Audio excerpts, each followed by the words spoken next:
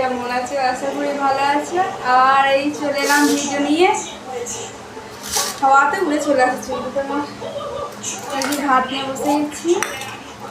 আজকে মানে যাচ্ছে শাক ভাজা আর শুক্তো পানিশালি আর এই যে মাছের ঝোল। ঝোল একটা খুব একটা করিনি, হালকা ঝোল করেছি।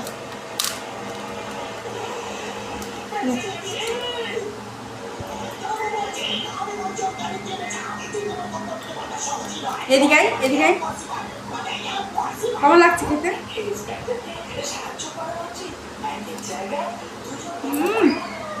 দারুণ